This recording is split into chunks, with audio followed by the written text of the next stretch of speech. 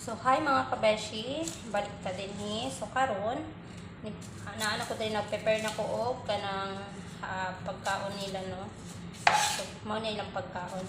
Kani onion gamay lang kayo akong gamiton ani kay dili siya ganahan. Unya nagga-gloves ko kay dili ko ganahan nga dili mag-gloves kay kaning onion sakit kay ni sa mga tudlong mo, makahilis sa mga panit nimo. So, mao nang mag-gloves ko, no.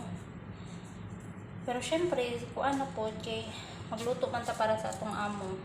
So kani gamay lang kaya akong kuhaon ani, mga 1/4 lang. Ning ani lang siya kadaghan mga kabeshi kay ganahan sila ug gamay ra. Nya kaning garlic isa lang akong gamiton. So nabidyo-bidyo ko diri kay ako pa man isa. Unya magluto ko og spinach. It's called whole leaf spinach. Whole leaf spinach. Si mga kabeshi, whole leaf spinach. Spinach ni siya with the mincemeat. Niali lang kadaghan ng mincemeat na akong gamiton, no. Niali lang siya kadaghan kay di mas sila ganang daghan kay nga meat. With matching chickpea. See? Og ang end ani isa lemon. So mao ni ang mga ingredients, no. Mao ni ang mga ingredients mga kabeshi. Karon atong sliceon. Gamay lang kayo ni mga kabeshi. Nya maputang taog garlic po. Isa ra ka buok ato ang garlic. Yes. Sa pabuk atong garlic, dili sa ginagdaghan kaayo. Unya mga kabeshi, after ani, maghimo ko og salad para sa ilaha. Kani cucumber, dili na kay gwapa tong cucumber, no. Cucumber, ang bell pepper, half na lang. Ug kaning lettuce. Kani lettuce. Ato na siyang himong salad unya, no. So karon, kani sa akong buhaton. Ako saning kuan pag-ayo. Kaya gusto nila anong gagmay daw kaayo pagkahiwa. No? Sunod na lang pa sa sila ang gusto kay mama lang gusto mo man sila. So ano na lang, no? Sunod ta sa pagkusmot. Kaya sa ato ba yung mga Pilipino gusto na to dagko. Ano makita gyud ang garlic ug ang onion.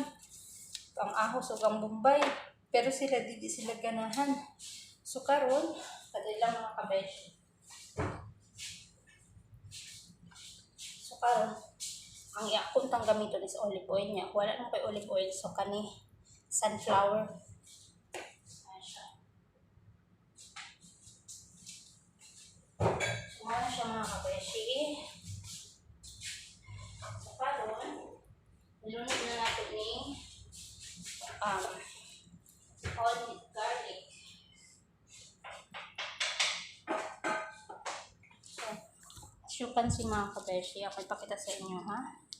So, naara dali. Nasuksan ako. Nasa man ni dali. Nagsugod na ako. Gisa,